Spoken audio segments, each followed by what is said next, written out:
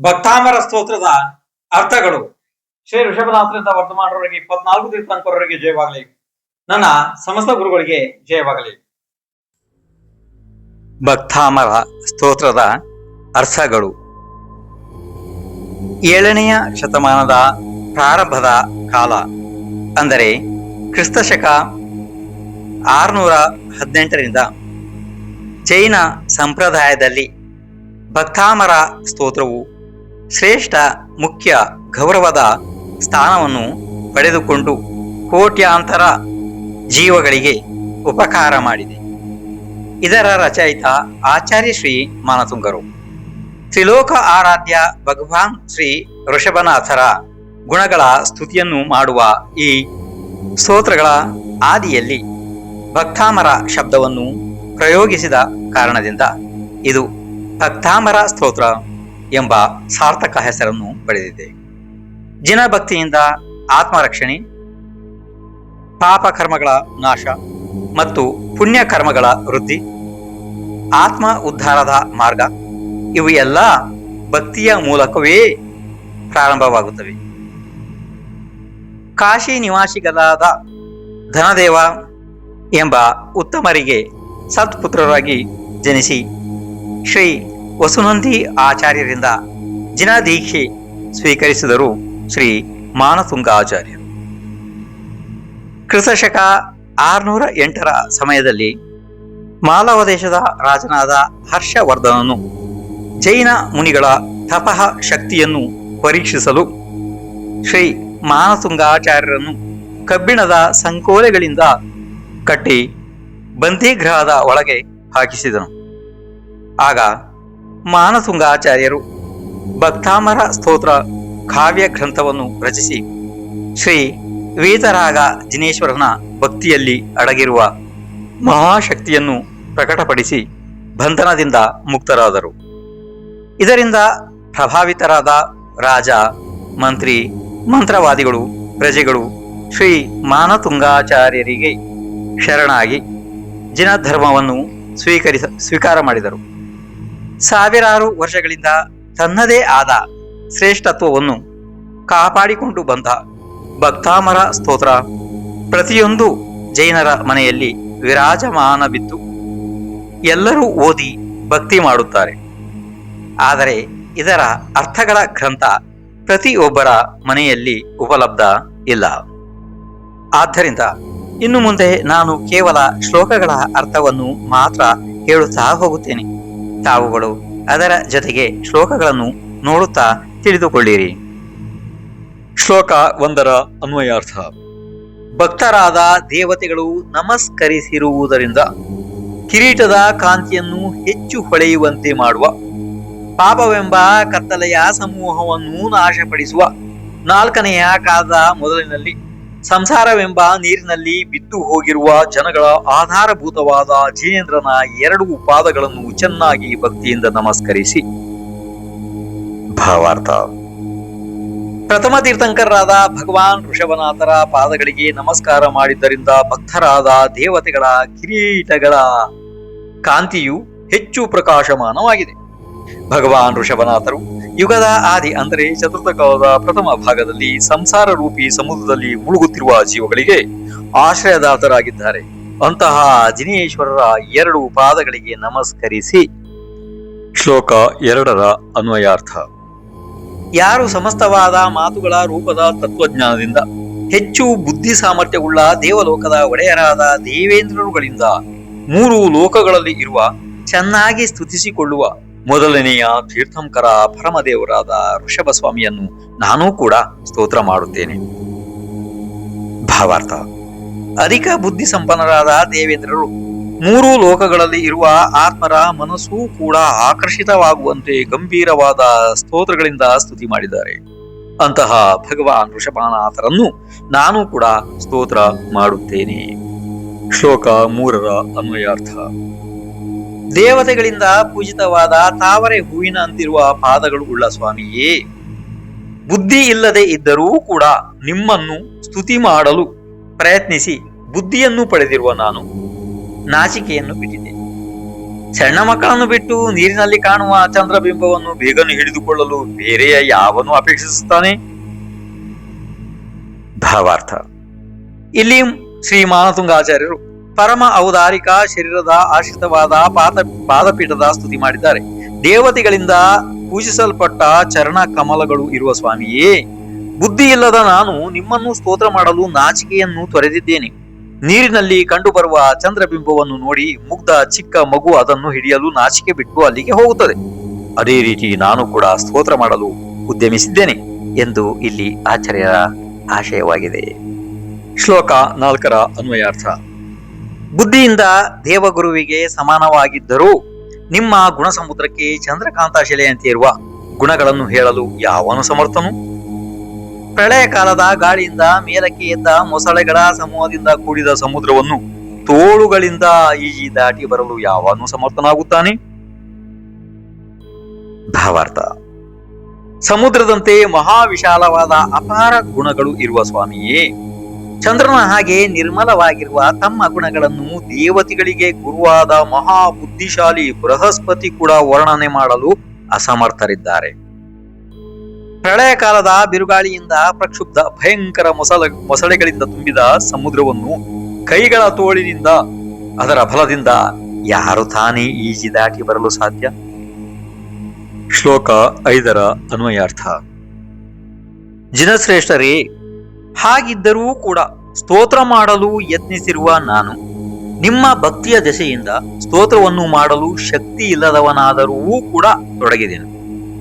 ಹೆಣ್ಣು ಜಿಂಕೆಯು ತನ್ನ ಶಿಶುವನ್ನು ಕಾಪಾಡುವುದಕ್ಕಾಗಿ ಪ್ರೀತಿಯಿಂದ ತನ್ನ ಬಲವನ್ನು ವಿಚಾರಿಸದೆ ಸಿಂಹವನ್ನು ಏನು ಹೊಂದುವುದಿಲ್ಲವೇ? ಭಾವಾರ್ಥ. ಸಿಂಹವು ಜಿಂಕೆಯ ಮರಿಯನ್ನು ಹಿಡಿದರೆ ತಾಯಿ ಜಿಂಕೆಯು ತನ್ನ ಶಕ್ತಿಯನ್ನು ಆಲೋಚಿಸದೆಯೇ ಮರಿಯ ರಕ್ಷಣೆಗಾಗಿ ಸಿಂಹದೊಂದಿಗೆ ಹೋರಾಡುತ್ತದೆ. ಅದೇ ರೀತಿ ನನಗೆ ತಮ್ಮನ್ನು ಕುರಿತು ಭಕ್ತಿ ಮಾಡುವ ಶಕ್ತಿ ಇಲ್ಲದಿದ್ದರೂ ಕೂಡ ಭಕ್ತಿ ಪರವಶತೆಯಿಂದ ನಾನು ಸ್ತೋತ್ರ ಮಾಡಲು ಪ್ರಯತ್ನಿಸುತ್ತಿದ್ದೇನೆ. ಶ್ಲೋಕ 6ರ ಅನ್ವಯಾರ್ಥ.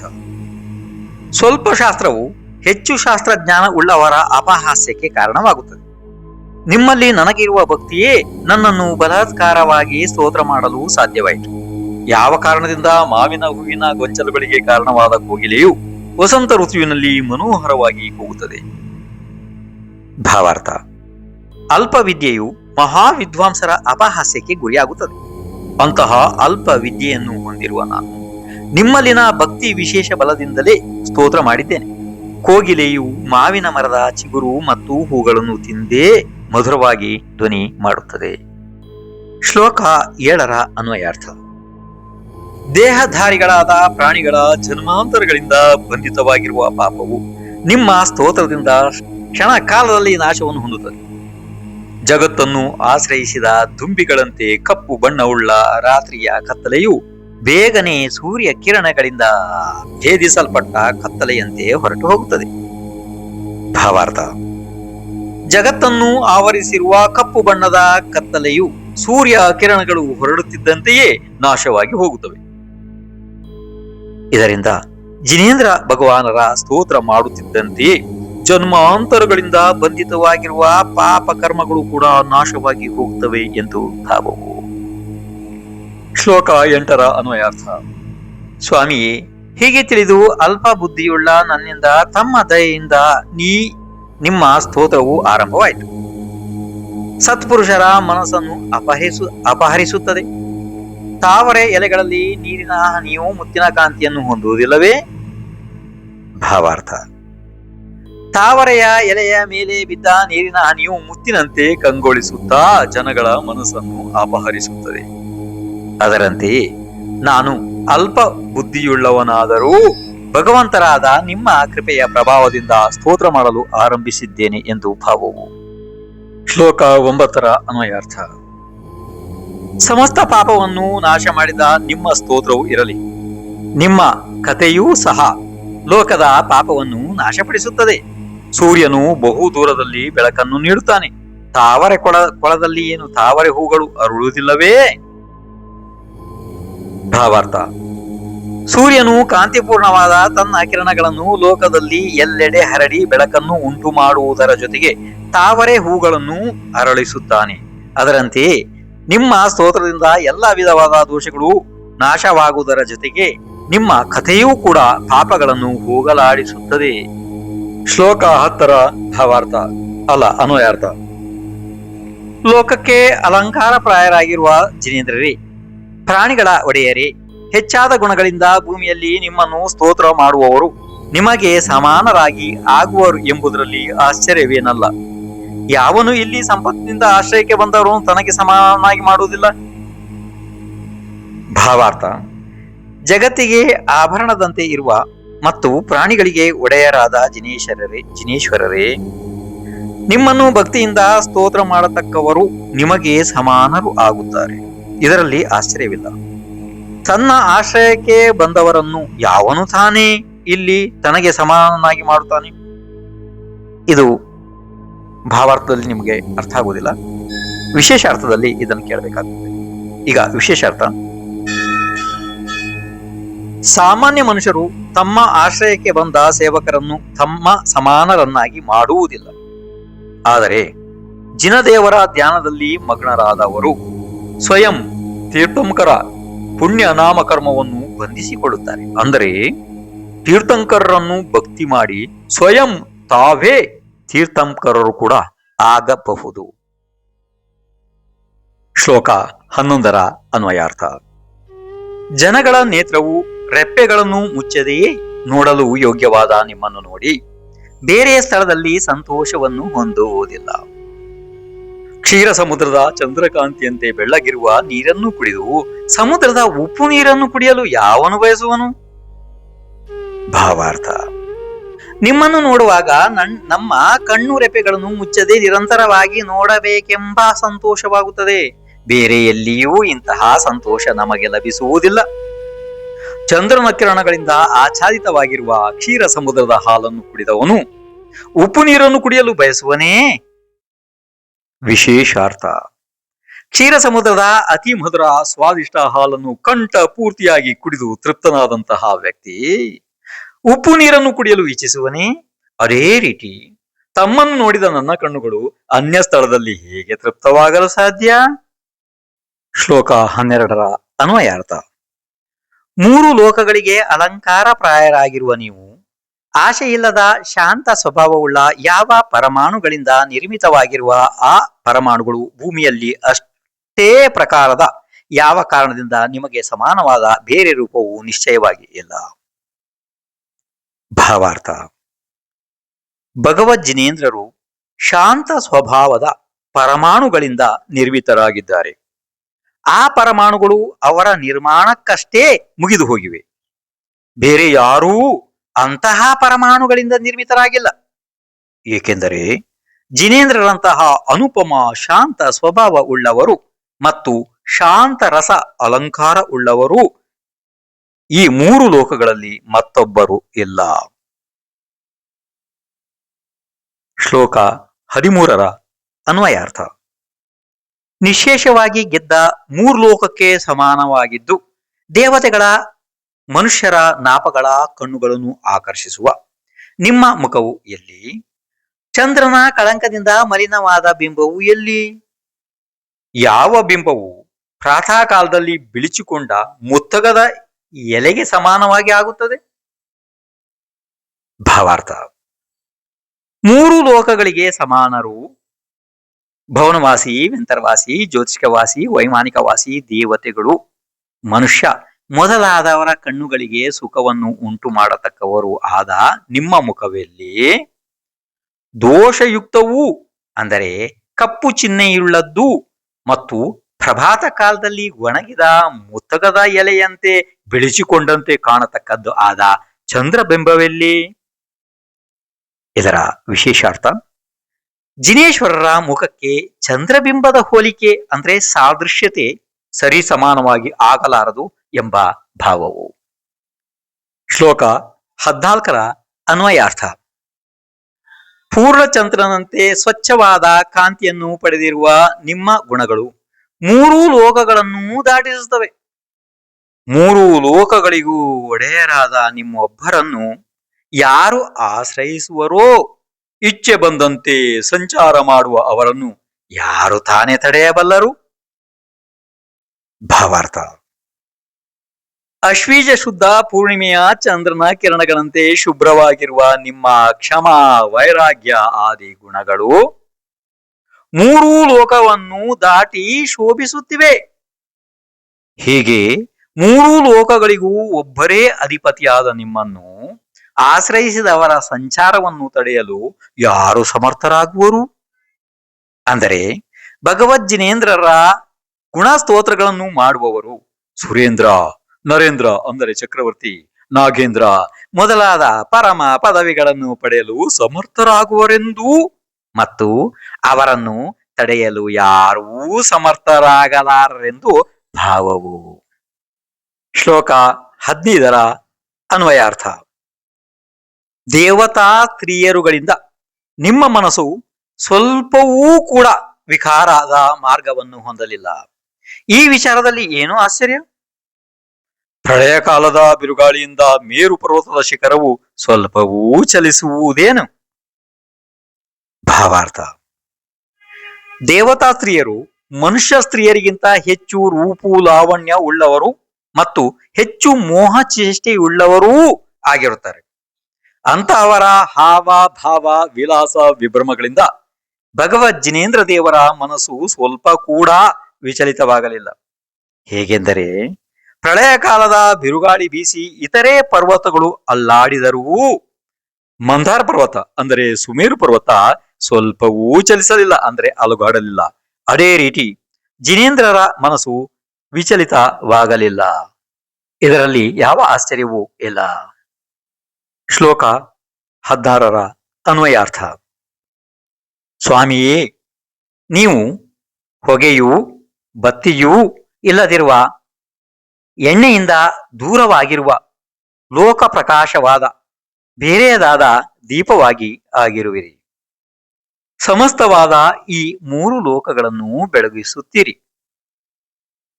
ಬೆಟ್ಟಗಳನ್ನು ಚಲಿಸುವ ಗಾಳಿಯಿಂದ ಎಂದೂ ಆರಿ ಹೋಗುವವರು ಅಲ್ಲ. ಭಾವಾರ್ಥ: ತ್ರಿಲೋಕ ಏಕ ದೀಪದಂತಿರುವ ಸ್ವಾಮಿಯೇ, ನೀವು ಅಪೂರ್ವವಾದ ಒಂದು ದೀಪವಾಗಿರುವಿರಿ. ಸಾಧಾರಣ ದೀಪವು ಕಜ್ಜಲ ದೋಷವುಳ್ಳ ಬತ್ತಿಗಳನ್ನು ಹೊಂದಿರುತ್ತದೆ, ಹೊಗೆಯಿಂದ ಕೂಡಿರುತ್ತದೆ, ಎಣ್ಣೆಯಿಂದ ತುಂಬಿರುತ್ತದೆ. ತಾನಿರುವಂತಹ ಮನೆಯನ್ನು ಮಾತ್ರ ಬೆಳಗಿಸುತ್ತದೆ ಅಷ್ಟೇ, ಗಾಳಿಯಿಂದ ಆರಿ ಹೋಗುತ್ತದೆ. ಆದರೆ ಭಗವಜ್ಜಿನೇಂದ್ರರಾದ ತಾವು ದೀಪದಂತಿದ್ದರೂ ತಮ್ಮಲ್ಲಿ ಇವು ಯಾವ ದೋಷವೂ ಇಲ್ಲ. ರಾಗ, ದ್ವೇಷ, ಸ್ನೇಹ, ಮಹಾ ಆಸೆ, ಕಾಮದಾಸೆ ರಹಿತ ಇರುವಿರಿ. ಲೋಕಾಲೋಕದ ಸಮಸ್ತ ವಸ್ತುಗಳನ್ನು ಅವುಗಳ ಪರ್ಯಾಯ ಸಹಿತವಾಗಿ ತಿಳಿಯುವಂತಹ ಕೇವಲ ಜ್ಞಾನ ಹೊಂದಿದ ಅಪೂರ್ವ ದೀಪ ತಾವು ಆಗಿರುವಿರಿ. ಶ್ಲೋಕ 17ರ ಅನ್ವಯಾರ್ಥ: ಮುನಿಶ್ರೇಷ್ಠರೇ, ಲೋಕದಲ್ಲಿ ಯಾವಾಗಲೂ ಮುಳುಗುವುದೂ ಇಲ್ಲ, ರಾಹುವಿನಿಂದ ಮರೆ ಆಗುವುದೂ ಇಲ್ಲ. ಏಕಕಾಲದಲ್ಲಿ ಬೇಗನೆ ಲೋಕಗಳನ್ನು ಸ್ಪಷ್ಟವಾಗಿ ಮಾಡುತ್ತೀರಿ, ಅಂದರೆ ಮಹಿಮೆಯನ್ನು ಪ್ರಕಟಿಸುತ್ತೀರಿ. ಮೇಘ ಮಧ್ಯದಿಂದ ತಡೆಯಾಗುವ ಸಾಮರ್ಥ್ಯವುಳ್ಳ ಸೂರ್ಯನನ್ನು ಮೀರಿಸಿದ ಮಹಿಮೆ ಉಳ್ಳವರಾಗಿರುತ್ತೀರಿ. ಭಾವಾರ್ಥ: ಮುಕ್ತಿಯನ್ನು ಪಡೆಯಲು ಇಚ್ಛಿಸುವ ಮುನಿಗಳಿಗೆ ಪ್ರಭುವಾದ ಜಿನೇಂದ್ರರೇ, ತಮ್ಮ ಮಹಿಮೆಯು ಸೂರ್ಯನಿಗಿಂತಲೂ ಉತ್ಕೃಷ್ಟವಾದುದು. ರವಿಯು ಮುಳುಗುತ್ತಾನೆ, ರಾಹುವಿನಿಂದ ಮರೆಯಾಗುತ್ತಾನೆ. ಸೂರ್ಯಗ್ರಹಣದಲ್ಲಿ ಲೋಕದ ಒಂದು ಭಾಗವನ್ನು ಮಾತ್ರ ಬೆಳಗುತ್ತಾನೆ. ಮೋಡವು ಮುಚ್ಚಿದಾಗ ಅವನ ಕಾಂತಿಯು ಕುಗ್ಗುತ್ತದೆ, ತಾವು ಮಾತ್ರ ರಾತ್ರಿ ಹಗಲು ಅಸ್ತವಾಗುವುದಿಲ್ಲ. ಮೂರು ಲೋಕ ಬೆಳಗಿಸುತ್ತೀರಿ, ತಾವು ರಾವು ಗ್ರಸ್ತರಾಗುವುದಿಲ್ಲ. ಒಂದೇ ಸಮಯದಲ್ಲಿ ಸಮಸ್ತ ಲೋಕಗಳಲ್ಲೂ ಕೇವಲ ಜ್ಞಾನದ ಮಹಿಮೆಯನ್ನು ಪ್ರಕಟ ಮಾಡುತ್ತೀರಿ. ಮೋಡಗಳಿಂದ ಆವೃತರಾಗುವುದಿಲ್ಲ, ಅಂದರೆ ಪಂಚ ಜ್ಞಾನಾವರಣೀಯ ಕರ್ಮ ರಹಿತ ಇದ್ದು ಸೂರ್ಯನಿಗಿಂತಲೂ ಹೆಚ್ಚು ಮಹಿಮೆ ಉಳ್ಳವರು ತಾವು ಆಗಿರುತ್ತೀರಿ. ಶ್ಲೋಕ 18ರ ಅನ್ವಯಾರ್ಥ: ನಿಮ್ಮ ಮುಖಕಮಲವು ನಿತ್ಯವೂ ಅರಳಿರುವಂತಹುದು. ಮೋಹವೆಂಬ ಕತ್ತಲೆಯನ್ನು ನಾಶಪಡಿಸುವುದು. ರಾಹುವಿನ ಮುಖದಿಂದಲೂ ಮೇಘಗಳಿಂದಲೂ ಮುಚ್ಚಿ ಹೋಗತಕ್ಕದ್ದಲ್ಲ. ಹೆಚ್ಚು ಕಾಂತಿಯನ್ನು ಪಡೆದು ಬೆಳಕನ್ನು ನೀಡುತ್ತದೆ. ಲೋಕದಲ್ಲಿ ಅಪೂರ್ವವಾಗಿ ಚಂದ್ರನ ಬಿಂಬದಂತೆ ಪ್ರಕಾಶಿಸುತ್ತದೆ. ಭಾವಾರ್ಥ: ದೇವವೃಂದದವರಿಂದ ಅಂದರೆ ದೇವವೃಂದದವರಾದ ಸ್ವಾಮಿಯೇ, ತಮ್ಮ ಮುಖಕಮಲವು ಅಪೂರ್ವವಾದ ಚಂದ್ರಬಿಂಬದಂತೆ ಇದೆ. ತಮ್ಮ ಮುಖವು ನಿತ್ಯವೂ ಶೋಭೆ ಉಲ್ಲಾಸದಿಂದ ಕೂಡಿರುತ್ತದೆ. ಯಾವಾಗಲೂ ಅರಳಿದಂತೆ ಇರುತ್ತದೆ. ತಮ್ಮ ಮುಖವು ಅಜ್ಞಾನವೆಂಬ ಕತ್ತಲೆಯನ್ನು ನಾಶಪಡಿಸುತ್ತದೆ. ಅಂದರೆ ಮೋಹನೀಯ ಕರ್ಮವೆಂಬ ಕಗ್ಗತ್ತಲೆಯನ್ನು ನಷ್ಟಪಡಿಸುತ್ತದೆ. ಪಾಪವೆಂಬ ಮಹಾತಮವನ್ನು ನಿವಾರಿಸುತ್ತದೆ. ಚಂದ್ರಬಿಂಬವು ಅಲ್ಪತಮವನ್ನು ಮಾತ್ರ ನೀಡಬಲ್ಲದು. ರಾತ್ರಿಯ ವೇಳೆ ಸ್ವಲ್ಪ ಕತ್ತಲೆಯನ್ನು ಮಾತ್ರ ಹೋಗಲಾಡಿಸುವ ಶಕ್ತಿ ಅದಕ್ಕೆ ಇದೆ. ಚಂದ್ರನು ಗ್ರಹಣದಲ್ಲಿ ರಾಹುವಿನಿಂದ ಕಬಳಿಸಲ್ಪಡುತ್ತಾನೆ. ಮೋಡಗಳಿಂದ ಮರೆಯಾಗುತ್ತಾನೆ. ಮೋಡ ಮುಚ್ಚಿ ಕಾಂತಿಹೀನನಾಗುತ್ತಾನೆ. ಆದರೆ ಭಗವದ್ ಜಿನೇಂದ್ರರು ರಾಹುವೆಂಬ ಪಾಪಕರ್ಮಗಳ ವಶರಾಗುವುದಿಲ್ಲ. ಮೇಘಗಳೆಂಬ ದುಷ್ಟ ಅಷ್ಟಕರ್ಮಗಳ ವಶವಾಗುವುದಿಲ್ಲ. ಭಗವದ್ ಜಿನೇಂದ್ರರ ಮುಖವು ಬಹುಕಾಂತಿಯುಳ್ಳದ್ದು ಆಗಿದೆ. ಚಂದ್ರಬಿಂಬವಾದರೂ ಭೂಖಂಡಕ್ಕೆ ಮಾತ್ರ ಬೆಳಕನ್ನು ಬೀರುವಷ್ಟು ಸ್ವಲ್ಪ ಕಾಂತಿಯುಳ್ಳದ್ದಾಗಿದೆ. ಹೀಗೆ ಸಾಧಾರಣವಾದ ಚಂದ್ರನಲ್ಲಿ ಇರುವ ದೋಷಗಳಿಂದ ದೂರವಾಗಿ ನಿಮ್ಮ ಮುಖವು ಅಪೂರ್ವವಾದ ಚಂದ್ರನಂತೆ ಇದೆ. ಅಂದರೆ ಚಂದ್ರನನ್ನು ಸಹ ಜಿನೇಂದ್ರರ ಮುಖಕ್ಕೆ ಹೋಲಿಸಲು ಸಾಧ್ಯ ಇಲ್ಲ. ಶ್ಲೋಕ 19ರ ಅನ್ವಯಾರ್ಥ: ಸ್ವಾಮಿಯೇ, ಕತ್ತಲೆಯು ನಿಮ್ಮ ಮುಖಚಂದ್ರನಿಂದ ನಷ್ಟವಾಗುವುದಾದರೆ ಚಂದ್ರನಿಂದ ರಾತ್ರಿಗೆ ಏನು ಪ್ರಯೋಜನ? ಹಗಲಿನಲ್ಲಿ ಸೂರ್ಯನಿಂದ ಏನು ಉಪಯೋಗ? ಲೋಕದ ಪ್ರಾಣಿಗಳಿಗೆ ಭತ್ತದ ಬೆಳೆಯು ಚೆನ್ನಾಗಿ ಬಲಿತು ಪಕ್ವಗೊಂಡ ಸಮಯದಲ್ಲಿ ಹೆಚ್ಚು ನೀರಿನಿಂದ ತುಂಬಿಕೊಂಡು ಭಾರವಾಗಿರುವ ಕೆಲವು ಮೋಡಗಳಿಂದ ಏನು ಪ್ರಯೋಜನ ಅಂದ್ರೆ ಏನು ಮಾಡುತ್ತದೆ? ಭಾವಾರ್ಥ: ಚೆನ್ನಾಗಿ ಬಲಿತು ಪಕ್ವ ಅವಸ್ಥೆಗೆ ಬಂದಿರುವ ಭತ್ತದ ತೆನೆಗಳಿಗೆ ಹೇಗೆ ನೀರನ್ನು ತುಂಬಿಕೊಂಡಿರುವ ಮೋಡಗಳಿಂದ ಯಾವ ಉಪಯೋಗವೂ ಇಲ್ಲವೋ, ಅದೇ ರೀತಿ ಭಗವಂತನ ಮುಖವೆಂಬ ಚಂದ್ರನಿಂದಲೇ ಅಜ್ಞಾನವೆಂಬ ಹಾಗೂ ಪಾಪ ಕರ್ಮಗಳೆಂಬ ಕತ್ತಲೆಯು ನಾಶವಾಗುವಾಗ ಸೂರ್ಯನಿಂದಾಗಲಿ ಚಂದ್ರನಿಂದ ಆಗಲಿ ಏನೂ ಪ್ರಯೋಜನವಿಲ್ಲ. ಅಂದರೆ ಸೂರ್ಯ ಚಂದ್ರರಿಗಿಂತಲೂ ಭಗವದ್ ಜಿನೇಂದ್ರರ ಮಹಿಮೆ ಅಪಾರವಾದುದು ಎಂದು ಭಾವವು. ಶ್ಲೋಕ 20ರ ಅನ್ವಯಾರ್ಥ: ತಮ್ಮಲ್ಲಿ ಜ್ಞಾನವು ಹೇಗೆ ಅವಕಾಶವನ್ನು ಪಡೆದು ಬೆಳಗುತ್ತಲಿದೆಯೋ ಹಾಗೆ ವಿಷ್ಣು ಮಹೇಶ್ವರರೇ ಮೊದಲಾದವರಲ್ಲಿ ಪ್ರಕಾಶಿಸುವುದಿಲ್ಲ. ಉತ್ಕೃಷ್ಟವಾದ ರತ್ನಗಳಲ್ಲಿ ಕಾಂತಿಯು ಹೇಗೆ ಶ್ರೇಷ್ಠತೆಯನ್ನು ಪಡೆಯುತ್ತದೆಯೋ ಅದೇ ರೀತಿ ಗಾಜಿನ ಮಣಿಗಳಲ್ಲಿ ಅದು ಪ್ರಕಾಶತ್ವವನ್ನು ಪಡೆಯುವುದಿಲ್ಲ. ಭಾವಾರ್ಥ: ಲೋಕಾಲೋಕ ಪ್ರಕಾಶಕ ಜ್ಞಾನಧಾರಿಗಳಾದ ಸ್ವಾಮಿಯೇ, ಅನಂತ ಪರ್ಯಾಯಾತ್ಮಕವಾದ ವಸ್ತುಗಳನ್ನು ತಿಳಿಯುವ ಜ್ಞಾನವು ತಮ್ಮಲ್ಲಿ ಪ್ರಕಾಶಿಸುತ್ತದೆ. ಈ ಬಗೆಯ ಜ್ಞಾನವು ಅಜ್ಞಾನಿಗಳು ಕಾಲ್ಪನಿಕವಾಗಿ ಸೃಷ್ಟಿಸಿ ಅನೇಕ ಪ್ರಕಾರದ ಹೆಸರುಗಳನ್ನು ಇಟ್ಟ ದೇವರು ಎಂದು ನಂಬಿದ ವಸ್ತುಗಳಲ್ಲಿ ಅವು ಇರುವುದಿಲ್ಲ. ಆಯಾಯ ಮತಪತಿಗಳಲ್ಲಿ ಕೂಡ ಈ ಬಗೆಯ ಜ್ಞಾನ ಇಲ್ಲ. ತಮ್ಮ ಜ್ಞಾನ ಸಮ್ಯಕ್ ಇದೆ, ಆದರೆ ಅವರ ಜ್ಞಾನ ಮಿಥ್ಯಾ ಅಜ್ಞಾನ ಇದೆ. ಇವರಲ್ಲಿ ಕೆಲವೊಬ್ಬರು ತಮ್ಮ ನಾಯಕತ್ವದ ಭಂಗವಾಗುವುದೆನ್ ಎಂಬ ಭಯದಿಂದ, ಅಂದ್ರೆ ದರ್ಶನ ಭಯದಿಂದ ವಿಭಂಗ ಜ್ಞಾನಿಗಳಾಗಿದ್ದಾರೆ. ಅವರ ಜ್ಞಾನವು ಪೂರ್ಣವಾಗುವುದಿಲ್ಲ. ಅವರ ಜ್ಞಾನಗಳು ಪೂರ್ವಾಪರ ವಿರೋಧವುಳ್ಳದ್ದಾಗಿದೆ.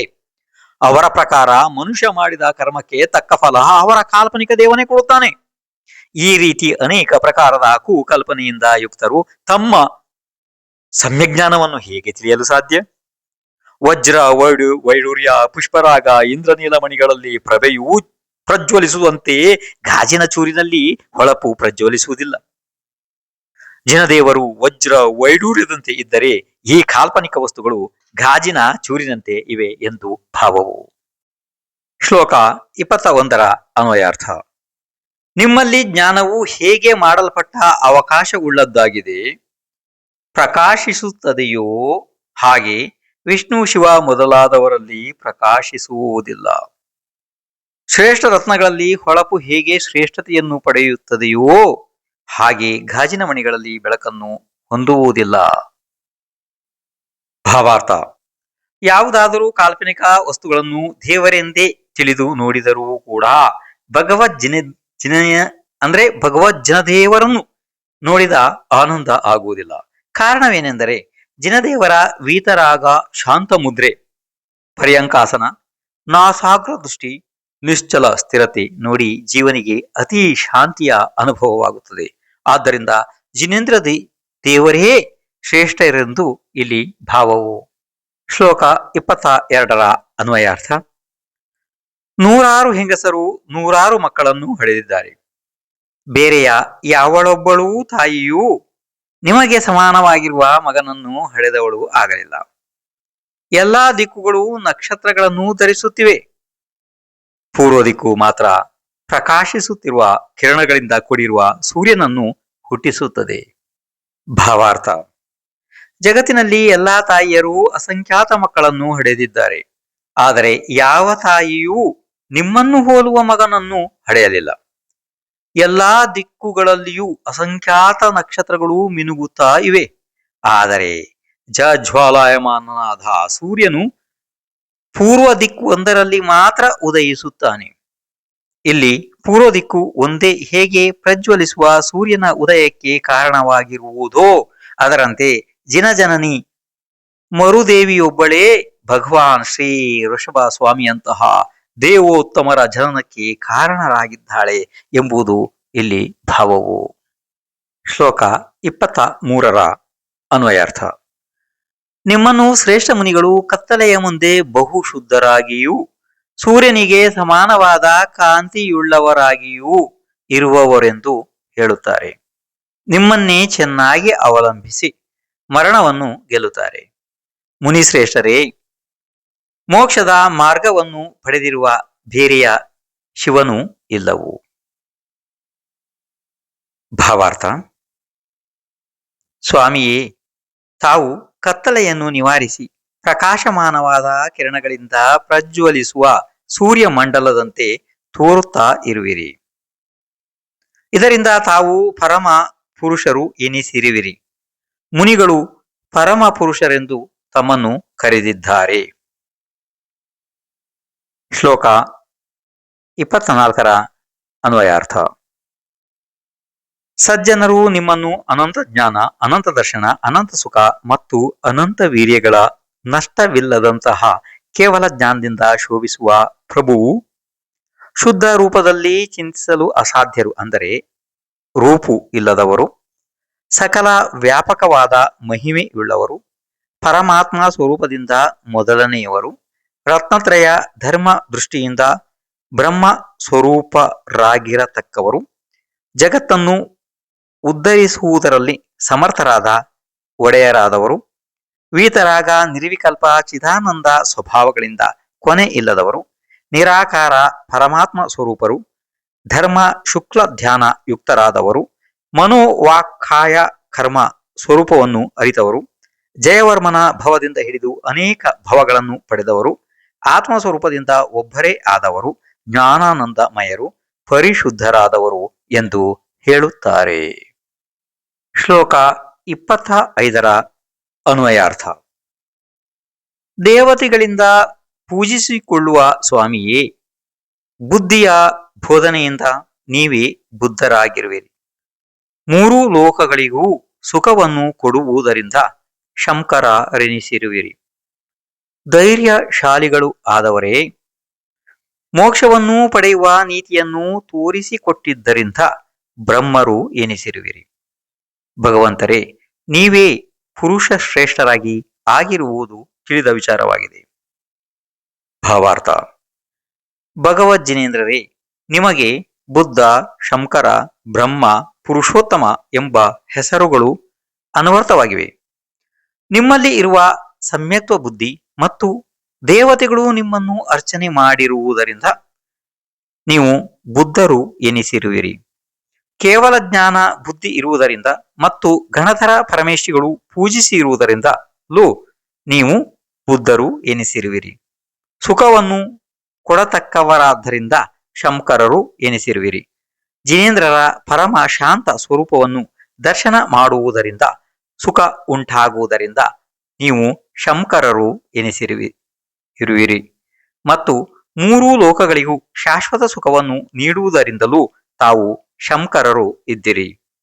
ರತ್ನತ್ರಯ ರೂಪವಾದ ಮುಕ್ತಿ ಮಾರ್ಗವನ್ನು ತೋರಿಸಿಕೊಟ್ಟಿರುವುದರಿಂದ ತಾವು ಧಾತಾ ಎನಿಸಿರುವಿರಿ. ಸಮ್ಯಕ್ತ ರೂಪದ ಯಶಸ್ಸು ಜಗತ್ತಿನಲ್ಲಿ ವ್ಯಾಪಿಸಿರುವುದರಿಂದ ತಾವು ವಿಷ್ಣು ಎನಿಸಿರುವಿರಿ. ಶ್ಲೋಕ 26ರ ಅನ್ವಯಾರ್ಥ. ಮೂರೂ ಲೋಕಗಳ ಪಾಪಗಳನ್ನು ನಾಶಪಡಿಸುವ ಸ್ವಾಮಿಯೇ ನಿಮಗೆ ನಮಸ್ಕಾರವು. ಮೂರೂ ಲೋಕಗಳಿಗೂ ಒಡೆಯರಾದ ನಿಮಗೆ ನಮಸ್ಕಾರವು. ಕರ್ಮಗಳನ್ನು ಗೆದ್ದಿರುವ ಸ್ವಾಮಿಯೇ ನಿಮಗೆ ನಮಸ್ಕಾರವು. ಸಂಸಾರವೆಂಬ ಸಮುದ್ರವನ್ನು ಬತ್ತಿಸಿದ ನಿಮಗೆ ನಮಸ್ಕಾರವು. ಭಾವಾರ್ಥ.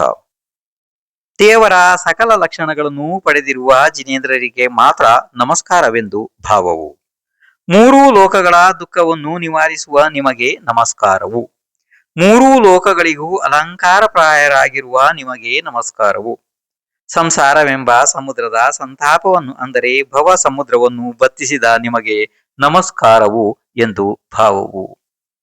ಶ್ಲೋಕ 27ರ ಅನ್ವಯಾರ್ಥ. ಶ್ರೇಷ್ಠರಾದ ಮುನಿಗಳೇ, ಇಲ್ಲಿ ಸಮಸ್ತವಾದ ಗುಣಗಳಿಂದ ಅವಕಾಶವಿಲ್ಲದಂತೆ ನೀವು ಹೊಂದಿರುವಿರಿ. ಇದರಲ್ಲಿ ಆಶ್ಚರ್ಯವೂ ಎಲ್ಲಿದೆ?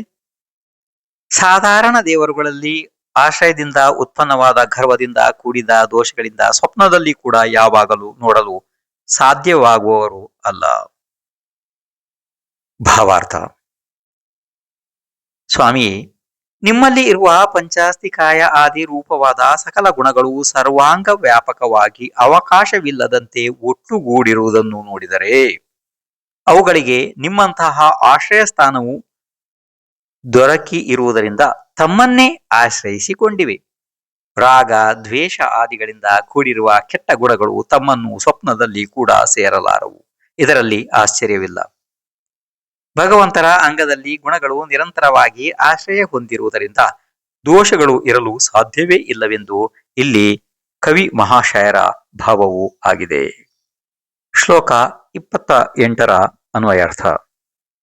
ಗಂಭೀರವಾದ ಅಶೋಕ ವೃಕ್ಷವನ್ನು ಪಡೆದಿರುವ ಹೆಚ್ಚು ಕಾಂತಿಯನ್ನು ಹೊಂದಿರುವ ಕಲ್ಮಶವಿಲ್ಲದೆ ಹೆಚ್ಚಾಗಿಯೂ ಸ್ಪಷ್ಟವಾಗಿರುವ ಮತ್ತು ಪ್ರಕಾಶಮಾನವಾಗಿರುವ ಕಿರಣಗಳು ಉಳ್ಳ ಕತ್ತಲೆಯ ಸಮೂಹವನ್ನು ನಾಶಪಡಿಸಿದ ನಿಮ್ಮ ರೂಪವು ಮೇಘಮಂಡಲದ ಹತ್ತಿರದಲ್ಲಿ ಇರುವ ಸೂರ್ಯ ಬಿಂಬದಂತೆ ಚೆನ್ನಾಗಿ ಪ್ರಕಾಶಿಸುತ್ತದೆ. ಭಾವಾರ್ಥ. ಜಿನೇಂದ್ರರ ಶರೀರಕ್ಕಿಂತ 12ರಷ್ಟು ಅಂದರೆ 12 ಪಟ್ಟು ಎತ್ತರವಾದ ಅಶೋಕ ವೃಕ್ಷದ ಬುಡದಲ್ಲಿ ಕುಳಿತು ಕಾಂತಿಯುಕ್ತವಾದ ಪ್ರಭೆಯನ್ನು ಮೇಲ್ಮುಖವಾಗಿ ಎರಚುತ್ತಿರುವ ಜಿನ ಭಗವಾನರ ಶೋಭಾಯಮಾನವಾದ ರೂಪವು ಯಾವಾಗಲೂ ಬೆವರು ಮೊದಲಾದವುಗಳು ಇಲ್ಲದೆ ನಿರ್ಮಲವಾಗಿರುತ್ತದೆ. ಮೋಡಗಳ ಸಮೀಪದಲ್ಲಿ ಇದ್ದು ಪ್ರಜ್ವಲಿಸುವ ಕಿರಣಗಳಿಂದ ಕತ್ತಲೆಯನ್ನು ನಾಶಪಡಿಸುವ ಸೂರ್ಯನಂತೆ ಅದು ತೋರುತ್ತದೆ ಎಂದು ಭಾವವು. ಶ್ಲೋಕ 29ರ ಅನ್ವಯಾರ್ಥ. ರತ್ನಗಳ ಪ್ರಭೆಯೆಂಬ ಚಿಗುರುಗಳಿಂದ ವ್ಯಾಪಿಸಿರುವ ಸಿಂಹಾಸನದಲ್ಲಿ ಚಿನ್ನದಂತೆ ಹೊಳಪುಳ್ಳ ನಿಮ್ಮ ಶರೀರವು ಆಕಾಶದಲ್ಲಿ ಬೆಳಗುತ್ತಿರುವ ಕಾಂತಿಯಿಂದ ಕೂಡಿರುವ 1000 ಕಿರಣಗಳು ಉಳ್ಳ ಸೂರ್ಯನ ಬಿಂಬವು ಎತ್ತರವಾದ ಬೆಟ್ಟದ ಶಿಖರದಿಂದ ಪ್ರಕಾಶಿಸುತ್ತದೆ. ಭಾವಾರ್ಥ. ಜಿನೇಂದ್ರರ ಶರೀರಕ್ಕಿಂತ 12 ಪಟ್ಟು ಎತ್ತರದ ಅಶೋಕ ವೃಕ್ಷದ ನಂತರ ಇಲ್ಲಿ ಸಿಂಹಾಸನದ ಬಗ್ಗೆ ಹೇಳಲಾಗುತ್ತದೆ. ಭಾವಾರ್ಥ. ರತ್ನಗಳ ಕಾಂತಿಯಿಂದ ಬೆಳಗುತ್ತಿರುವ ಸಿಂಹಾಸನದಲ್ಲಿ ಸುವರ್ಣ ವರ್ಣ ಪ್ರಭೆಯಿಂದ ನಿಮ್ಮ ಶರೀರವು ವಿರಾಜಿಸುತ್ತಾ ಇರುವುದು ಅತ್ಯುನ್ನತವಾದ ಉದಯಾಚಲ ಪರ್ವತದ ಶಿಖರದಲ್ಲಿ ಆಕಾಶದಲ್ಲಿ ವ್ಯಾಪಿಸಿರುವ 1000 ಕಿರಣಗಳಿಂದ ಪ್ರಕಾಶಿಸುತ್ತಿರುವ ಸೂರ್ಯಮಂಡಲದಂತೆ ತೋರುತ್ತದೆ ಎಂದು ಭಾವವು. ಶ್ಲೋಕ 30ರ ಅನ್ವಯಾರ್ಥ. ಮೊಲ್ಲೆಯ ಹೂವಿನಂತೆ ಬಿಳಿಯ ಬಣ್ಣದಿಂದ ಮನೋಹರವಾದ ಚಾಮರದಂತೆ ಕಾಂತಿಯನ್ನು ಪಡೆದಿರುವ ಬಹು ಸುಂದರವಾಗಿ ಬಿಳಿ ಬಣ್ಣದಿಂದ ಕೂಡಿರುವ ನಿಮ್ಮ ಶರೀರವು ಎತ್ತರದಲ್ಲಿ ಇರುವ ಚಂದ್ರನಿಂದ ಹೊರಟು ಕಾಂತಿಯಿಂದ ಶೋಭಿಸುವ ಬೆಟ್ಟದಿಂದ ಹರಿದು ಬಂದ ನೀರಿನ ಪ್ರವಾಹದಿಂದ ಕೂಡಿರುವ ಮಹಾಮೇರು ಪರ್ವತದ ಚಿನ್ನದ ವರ್ಣದಂತೆ ಪ್ರಕಾಶಿಸುತ್ತದೆ. ಭಾವಾರ್ಥ: ಮೊಲ್ಲೆಯ ಹೂವಿನಂತೆ ಬಿಳಿ ಬಣ್ಣದಿಂದ ಇರುವ ಮತ್ತು ಮನೋಹರವಾಗಿರುವ ಚಾಮರಗಳು ಎರಡರ ಸೇವೆಯನ್ನು ಇಂದ್ರಾದಿ ದೇವತೆಗಳಿಂದ ಮಾಡಿಸಿಕೊಳ್ಳುತ್ತಿರುವ ಅತ್ಯಂತ ಬಿಳುಪಾದ ಮತ್ತು ಸುವರ್ಣ ಕಾಂತಿಯಿಂದ ಶೋಭಿಸುತ್ತಿರುವ ನಿಮ್ಮ ಶರೀರವು ಚಂದ್ರನ ಕಿರಣಗಳಿಂದ ಸ್ವಚ್ಛವಾದ ನೀರಿನ ಪ್ರವಾಹವು ಎತ್ತರದಿಂದ ಕೆಳಕ್ಕೆ ಇಳಿಯುತ್ತಿರುವ ಹೇಮಮಯವಾದ ಮೇರು ಪರ್ವತದ ಶಿಖರದಂತೆ ವೈಭವದಿಂದ ತೆಗೆದುಕೊಂಡು ಹೋಗಿ ಪಾಂಡುಕ ಶಿಲಾಪೀಠದ ಮೇಲೆ ಇಟ್ಟು ಅಭಿಷೇಕ ಮಾಡಿಸಿದರು. ಚಾಮರಗಳಿಂದ ದೇವತೆಗಳು ಬೀಸಿದರು. ಆ ಚಾಮರವು ಬಿಳುಪಾಗಿರುವುದರಿಂದ ಮೊಲ್ಲೆಯ ಹೂವಿಗೆ ಹೋಲಿಸಿದ್ದಾರೆ. ಚಂದ್ರನ ಕಿರಣಗಳ ಆಚ್ಛಾದನೆಯಿಂದ ಮೇರುಗಿರಿಯ ಶಿಖರವು ಸುವರ್ಣ ವರ್ಣದಂತೆ ಕಾಣುತ್ತದೆ. ಭಗವಜ್ಜಿನೇಂದ್ರರ ಶರೀರವೂ ಕೂಡ ಸ್ವರ್ಣ ಅಂದರೆ ಬಂಗಾರದ ವರ್ಣದ್ದು ಆಗಿತ್ತು ಎಂದು ಭಾವವು. ಶ್ಲೋಕ 31ರ ಅನ್ವಯಾರ್ಥ: ಚಂದ್ರನಂತೆ ಬಿಳಿ ಬಣ್ಣವನ್ನು ಹೊಂದಿ ಮೇಲೆ ಇರುವ ಸೂರ್ಯನ ತೇಜಸ್ಸನ್ನು ಮೀರಿಸುವ ಪ್ರಕಾಶವುಳ್ಳ ಮುತ್ತುಗಳ ಸಮೂಹದ ಮಾಲೆಯಿಂದ ವೃದ್ಧಿ ಹೊಂದಿರುವ ಶೋಭೆಯಿಂದ ಕೂಡಿರುವ ತಮ್ಮ ಮೂರು ಕೊಡೆಯು ಮೂರು ಲೋಕಕ್ಕೆ ಸ್ವಾಮಿತ್ವವನ್ನು ಪ್ರಸಿದ್ಧಪಡಿಸುವ ರೀತಿಯಲ್ಲಿ ಪ್ರಕಾಶಿಸುತ್ತದೆ. ಭಾವಾರ್ಥ: ಇದರಲ್ಲಿ ಛತ್ರತ್ರಯ ಪ್ರಾತಿಹಾರ್ಯದ ವರ್ಣನೆ ಬಂದಿದೆ. ಛತ್ರತ್ರಯವು ಚಂದ್ರನಂತೆ ಬಿಳಿಯ ಬಣ್ಣ ಉಳ್ಳದ್ದಾಗಿದೆ. ಸೂರ್ಯನ ತಾಪವನ್ನು ತಡೆಗಟ್ಟುವುದಾಗಿದೆ. ಮುತ್ತಿನ ಸರಗಳಿಂದ ಶೋಭಾಯಮಾನವಾಗಿದೆ. ಇದು ಮೂರು ಕೊಡೆಯಾಗಿರುವುದರಿಂದ ಭಗವಜ್ಜಿನೇಂದ್ರರು ಸ್ವರ್ಗ, ಮರ್ತ್ಯ ಮತ್ತು ಪಾತಾಳಗಳೆಂಬ ಮೂರೂ ಲೋಕಗಳಿಗೂ ಸ್ವಾಮಿತ್ವವನ್ನು ಹೊಂದಿರುವುದನ್ನು ಇದು ವ್ಯಕ್ತಗೊಳಿಸುತ್ತದೆ. ಶ್ಲೋಕ 32ರ ಅನ್ವಯಾರ್ಥ: ಗಂಭೀರವಾದ ಶಬ್ದವಾಗಿರುವ ದಿವ್ಯ ಧ್ವನಿಯಿಂದ ವ್ಯಾಪಿಸಿರುವ ದಿಕ್ಕುಗಳ ಕೊನೆಯ ಭಾಗ ಉಳ್ಳವರು ಮೂರು ಲೋಕದ ಜನಗಳಿಗೆ ಶುಭಪ್ರದವಾದಂತಹ ಸಂಪತ್ತನ್ನು ಕೊಡುವುದರಲ್ಲಿ ಸಾಮರ್ಥ್ಯವನ್ನು ಪಡೆದಿರುವ ಜಯ ಶಬ್ದದ ಘೋಷದೊಡನೆ ಆಕಾಶದಲ್ಲಿ ನಿಮ್ಮ ಕೀರ್ತಿಯನ್ನು ಸಾರುವ ದುಂದುಬಿ ವಾದ್ಯವು ಶಬ್ದವನ್ನು ಮಾಡುತ್ತದೆ.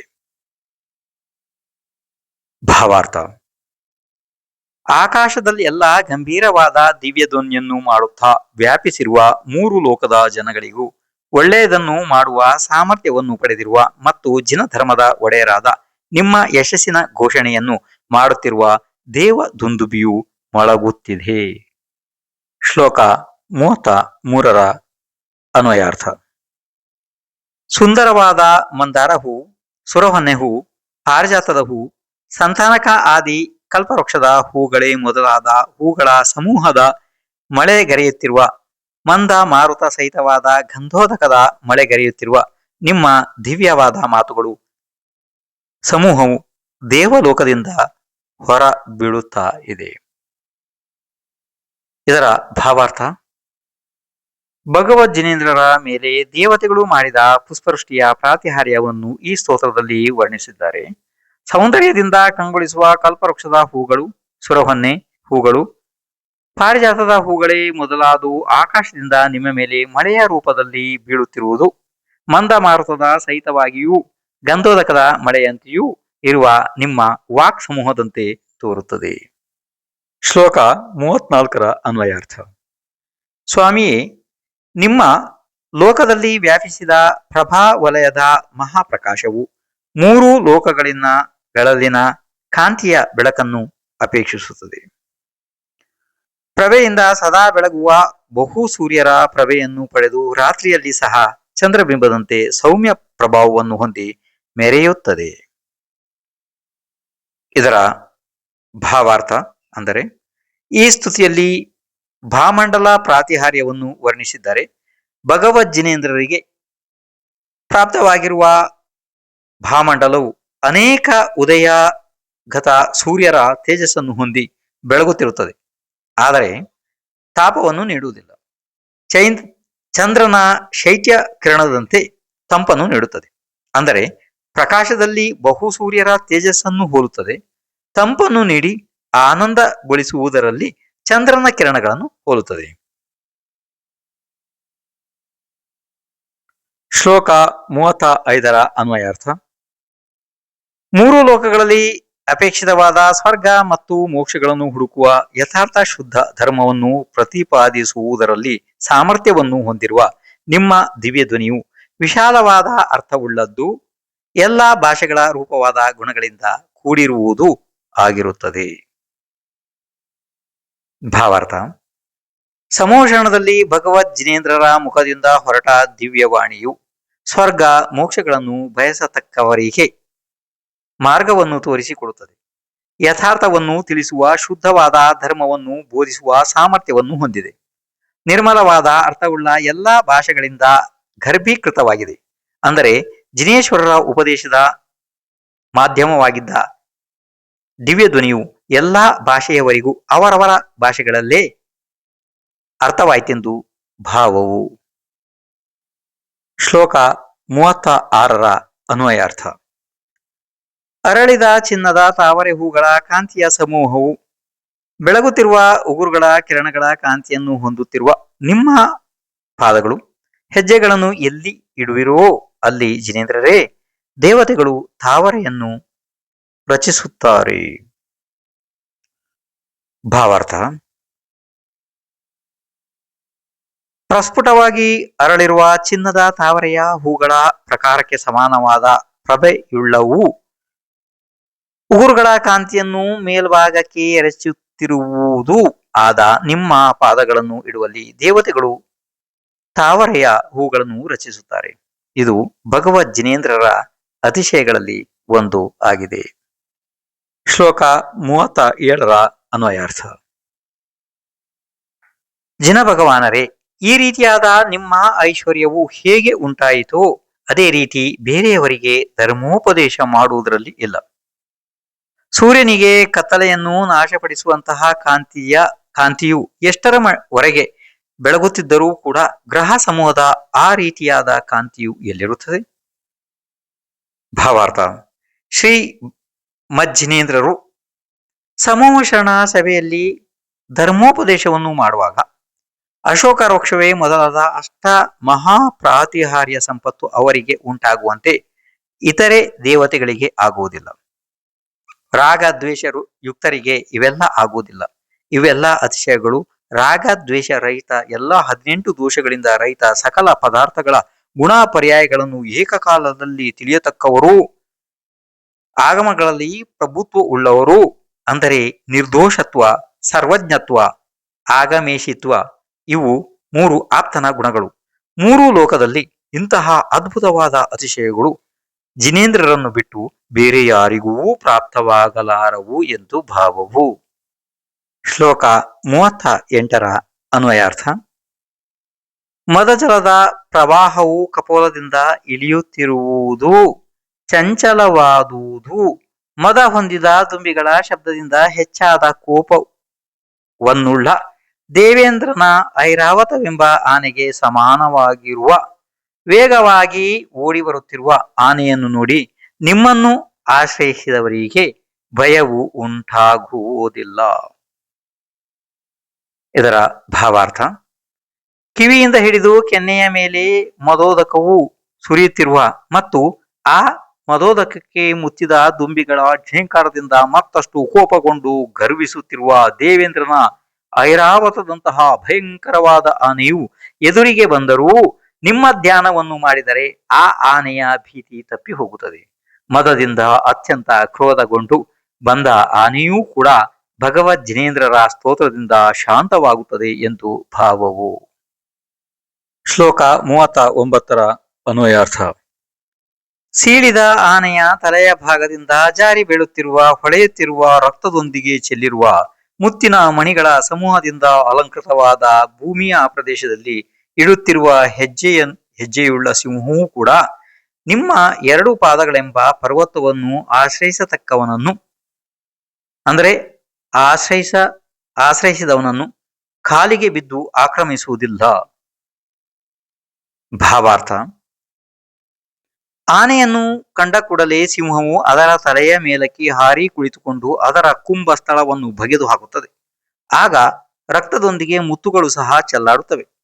ಆಗ ಆ ಸಿಂಹವನ್ನು ನೋಡಲು ಭಯಂಕರವಾಗಿರುತ್ತದೆ. ಇಂತಹ ಭಯಂಕರ ಆಕೃತಿಯ ಮೃಗರಾಜನೂ ಸಹ ಭಗವಂತನ ಪಾದಗಳೆಂಬ ಪರ್ವತವನ್ನು ಆಶ್ರಯಿಸಿದ ಭಕ್ತರಿಗೆ ಯಾವ ಹಿಂಸೆಯನ್ನೂ ಮಾಡುವುದಿಲ್ಲ ಎಂದು ಭಾವವು. ಶ್ಲೋಕ 40 ಅನ್ವಯಾರ್ಥ. ಪ್ರಳಯ ಕಾಲದ ಗಾಳಿಯಿಂದ ಮೇಲಕ್ಕೆ ಎದ್ದ ಬೆಂಕಿಯಂತೆ ಪ್ರಜ್ವಲಿಸುತ್ತಿರುವ ಪ್ರಕಾಶಮಾನವಾಗಿರುವ ಕಿಡಿಯನ್ನು ಹೊಂದಿರುವ ಜಗತ್ತನ್ನು ಸಂಹರಿಸುವಂತೆ ಉರಿಯುತ್ತಾ ಬರುತ್ತಿರುವ ಕಾಡುಗಿಚ್ಚು ನಿಮ್ಮ ಹೆಸರಿನ ಸ್ತೋತ್ರವೆಂಬ ನೀರಿನಿಂದ ಸ್ವಲ್ಪವೂ ಉಳಿಯದ ಹಾಗೆ ಶಮನಗೊಳ್ಳುತ್ತದೆ. ಭಾವಾರ್ಥ. ಕಾಡಿನಲ್ಲಿ ಹುಟ್ಟಿದ ಬೆಂಕಿಯಾದ ಕಾಡುಗಿಚ್ಚು ಪ್ರಳಯ ಕಾಲದ ಬಿರುಗಾಳಿಯಿಂದ ಹೆಚ್ಚುತ್ತಾ ಪ್ರಜ್ವಲಿತವಾದ ಬೆಂಕಿಯ ಕೆಂಡಗಳನ್ನು ಮೇಲಕ್ಕೆ ಎಸೆಯುತ್ತಾ ಲೋಕವನ್ನೇ ನುಂಗುವಂತೆ ತೋರುತ್ತದೆ. ಇಂತಹ ಭಯಂಕರವಾದ ಕಾಡುಗಿಚ್ಚು ಸಹ ನಿಮ್ಮ ನಾಮಸ್ಮರಣೆ ಎಂಬ ನೀರಿನಿಂದ ಸಂಪೂರ್ಣವಾಗಿ ಆರಿ ಹೋಗುತ್ತದೆ. ಸಾಮಾನ್ಯವಾಗಿ ನೀರು ಬಿದ್ದರೆ ಬೆಂಕಿ ಆರಿ ಹೋಗುತ್ತದೆ. ಅದರಂತೆ ಭಗವಜ್ಜಿನೇಂದ್ರರ ಸ್ತೋತ್ರ ರೂಪದ ನೀರಿನಿಂದ ಕಾಡುಗಿಚ್ಚು ಸಹ ಶಾಂತಿಗೊಳ್ಳುವುದು ಎಂದು ಇಲ್ಲಿ ಭಾವವಾಗಿದೆ. ಶ್ಲೋಕ 41 ಅನ್ವಯಾರ್ಥ. ಯಾವ ಮನುಷ್ಯನ ಮನಸ್ಸಿನಲ್ಲಿ ನಿಮ್ಮ ಹೆಸರೆಂಬ ಹಾವಿನ ವಿಷವನ್ನು ನಿವಾರಿಸುವ ಮಂತ್ರವು ಇದೆಯೋ ಆ ಮನುಷ್ಯನು ಕೆಂಪಾದ ಕಣ್ಣನ್ನು ಹೊಂದಿರುವ, ಗರ್ವವನ್ನು ಹೊಂದಿರುವ, ಕೋಗಿಲೆಯ ಕುತ್ತಿಗೆಯಂತೆ ಕಪ್ಪು ಬಣ್ಣವುಳ್ಳ, ಕೋಪದಿಂದ ಮೇಲಕ್ಕೆದ್ದು ಹೆಡೆಯನ್ನು ಮೇಲಕ್ಕೆ ಎತ್ತಿ ಎದುರಿಗೆ ಬರುತ್ತಿರುವ ಸರ್ಪವನ್ನು ಭಯವು ನಿವಾರಣೆಯಾಗುವಂತೆ ಪಾದಗಳಿಂದ ತುಳಿಯುತ್ತಾನೆ. ಭಾವಾರ್ಥ. ಕೋಗಿಲೆಯ ಕೊರಳು ಕಪ್ಪು ಬಣ್ಣವನ್ನು ಹೊಂದಿರುತ್ತದೆ. ಅದರ ಹಾಗೆ ಕಪ್ಪು ಬಣ್ಣವುಳ್ಳ ಕೃಷ್ಣ ಸರ್ಪವು ತನ್ನ ಭಯಂಕರವಾದ ಕೆಂಪು ಕಣ್ಣುಗಳನ್ನು ಬಿಡುತ್ತಾ ಹೆಡೆಯನ್ನು ಮೇಲಕ್ಕೆ ಎತ್ತಿ ಕಚ್ಚಲು ಬರುತ್ತಿದೆ. ಭಗವಂತರಾದ ನಿಮ್ಮ ನಾಮೋಚ್ಚರಣೆ ಎಂಬ ವಿಷನಾಶಕ ಮಂತ್ರವನ್ನು ಧ್ಯಾನ ಮಾಡುವಂತಹ ಮನುಷ್ಯರು ಇಂತಹ ಭಯಂಕರವಾದ ಕೃಷ್ಣ ಸರ್ಪವನ್ನು ಸಹ ಕಾಲಿನಿಂದ ತುಳಿದು ಅದರ ಗರ್ವವನ್ನು ಅಡಗಿಸುತ್ತಾರೆ. ಭಗವಜ್ಜಿನೇಂದ್ರರ ಸ್ತುತಿಯು ಸರ್ಪ ವಿಷ ನಿರ್ಮೂಲನ ಮಂತ್ರವಿದ್ದಂತೆ ಎಂದು ಭಾವವು. ಶ್ಲೋಕ 42 ಅನ್ವಯಾರ್ಥ. ನಿಮ್ಮನ್ನು ಸ್ತೋತ್ರ ಮಾಡುವುದರಿಂದ ಬಲಿಷ್ಠವಾಗಿರುವ ಶತ್ರುರಾಜರ ಯುದ್ಧದಲ್ಲಿ ಕುಣಿಯುತ್ತಿರುವ ಕುದುರೆಗಳು, ಗರ್ಜಿಸುತ್ತಿರುವ ಆನೆಗಳು, ಭಯಂಕರವಾದ ಧ್ವನಿಯಿಂದ ಕೂಡಿರುವ ಸೈನ್ಯವು, ಹುಟ್ಟುತ್ತಿರುವ ಸೂರ್ಯನ ಕಿರಣಗಳ ಜ್ವಾಲೆಯಿಂದ ನಾಶವಾಗುವ ಕತ್ತಲೆಯಂತೆ ಬೇಗನೆ ಸೋಲನ್ನು ಪಡೆಯುತ್ತದೆ. ಭಾವಾರ್ಥ. ಬಲಿಷ್ಠವಾದ ಸೈನ್ಯವನ್ನು ಹೊಂದಿರುವ ಶತ್ರುರಾಜನ ಸೈನ್ಯದಲ್ಲಿ ಕುದುರೆಗಳು ಹೇಷಾರವನ್ನು ಮಾಡುತ್ತಾ ಕುಣಿಯುತ್ತಾ ಇರುತ್ತವೆ.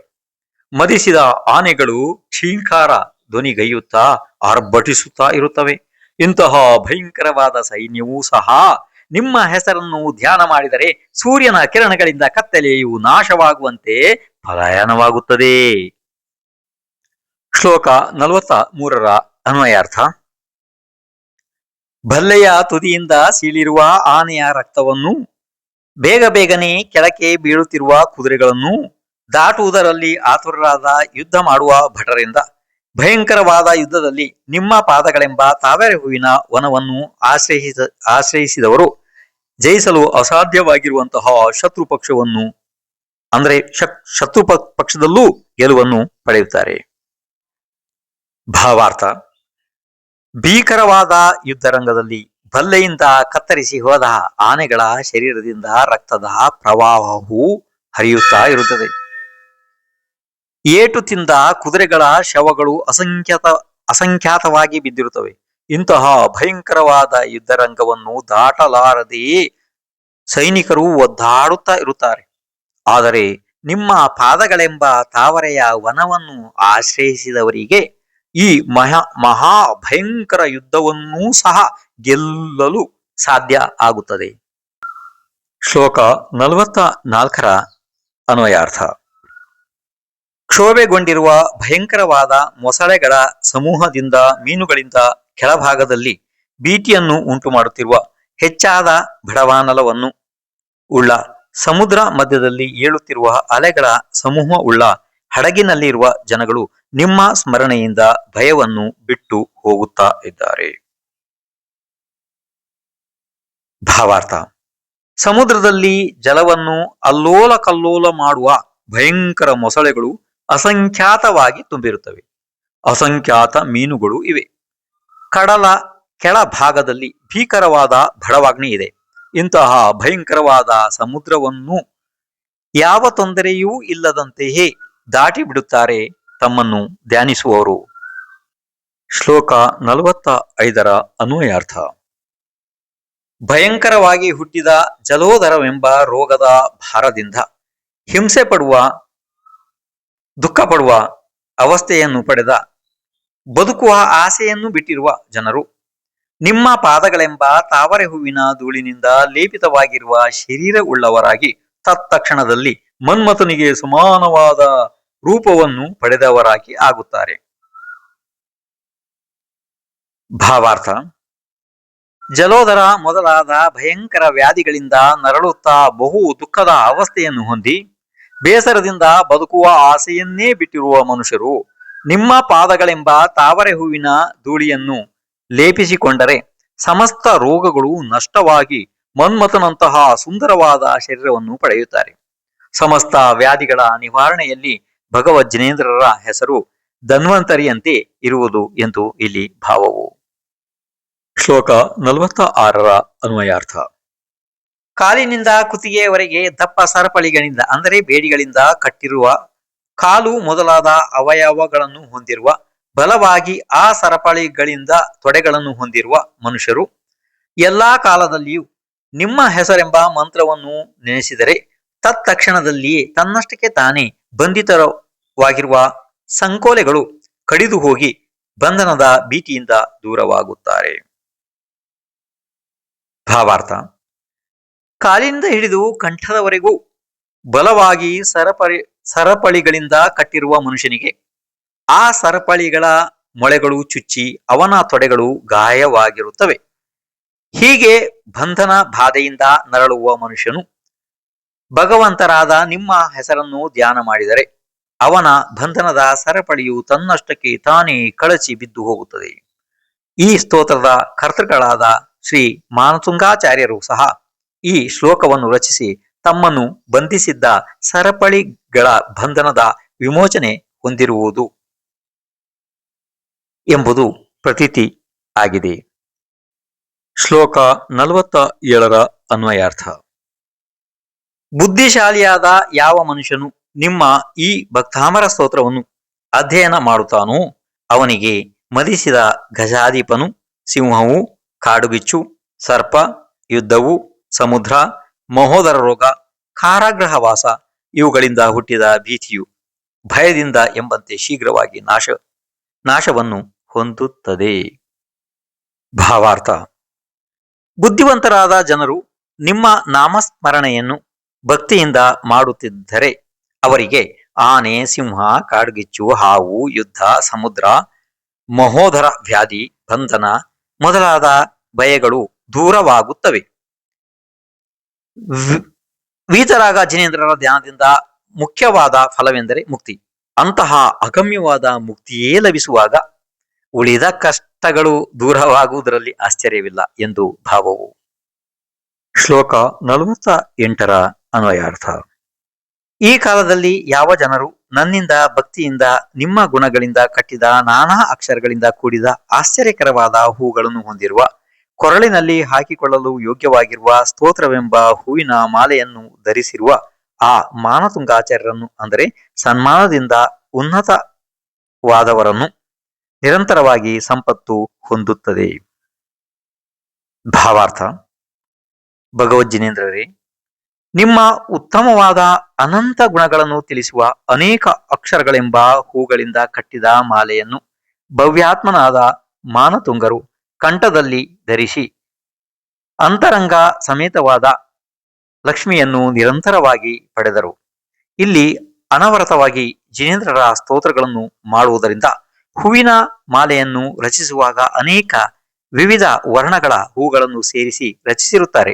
ಅದೇ ರೀತಿ ಸಹಜವಾಗಿ ವೈರಾಗ್ಯ ಆದಿ ಅನೇಕ ಆತ್ಮಶುದ್ಧಿಗೆ ಸಾಧನವಾದ ಗುಣಗಳನ್ನು ಇಲ್ಲಿ ಯಮಕ, ಅನುಪ್ರಾಸ, ಶ್ಲೇಷ ಮೊದಲಾದ ಅಲಂಕಾರಗಳಿಂದಲೂ ಕೂಡಿ ಸ್ತೋತ್ರ ರೂಪದಿಂದ ಅಂದರೆ ಇದು ಸ್ತೋತ್ರ ರೂಪವಾದ ಹೂವಿನ ಮಾಲೆಯನ್ನು ರಚಿಸಿದ್ದಾರೆ ಎಂದು ಆಗುತ್ತದೆ. ಲಕ್ಷ್ಮಿ ಎಂದರೆ ಸಾಮಾನ್ಯವಾದ ಧನಕನಕಾದಿ ಸಂಪತ್ತು ಎಂದು ಆಗುತ್ತದೆ. ಆದರೆ ಇಲ್ಲಿ ಸಮೋವಶರಣ ಆದಿ ಬಹಿರಂಗ ಸಂಪತ್ತು ಮತ್ತು ಕರ್ಮ ನಷ್ಟದಿಂದ ಮುಕ್ತಿ ಪ್ರಾಪ್ತಿ ಎಂಬ ಅಂತರಂಗ ಸಂಪತ್ತುಗಳ ರೂಪದ ಲಕ್ಷ್ಮಿ ಎಂದು ತಿಳಿಯಬೇಕು. ಮಾನತುಂಗರು ಎಂದರೆ ಎನ್ನುವುದು ಈ ಸ್ತೋತ್ರವನ್ನು ರಚಿಸಿದ ಕವಿಯು ಅವರ ಹೆಸರು. ಮನಸ್ಸಿನಲ್ಲಿ ಉನ್ನತ ಭಾವನೆಯನ್ನು ಹೊಂದಿರುವವರು ಎಂದು ಮತ್ತೊಂದು ಅರ್ಥವೂ ಆಗುತ್ತದೆ. ಒಟ್ಟಿನಲ್ಲಿ ನಾನಾ ವರ್ಣದ ಹೂಗಳಿಂದ ಒಂದು ಸುಂದರವಾದ ಹೂವಿನ ಮಾಲೆಯನ್ನು ರಚಿಸಿ ನೀಡುವಂತೆ ಮಾನತುಂಗಾಚಾರ್ಯರು ನಾನಾ ಅಕ್ಷರಗಳಿಂದ ಮತ್ತು ಅಲಂಕಾರಗಳಿಂದ ಭಗವದ್ ಜಿನೇಂದ್ರರನ್ನು ಸ್ತೋತ್ರ ಮಾಡಿದ ಸ್ತೋತ್ರ ಮಾಲಿಕೆಯನ್ನು ತಮ್ಮ ಕಂಠದಲ್ಲಿ ಧರಿಸಿರುವರು ಎಂದು ಇಲ್ಲಿ ಭಾವವು.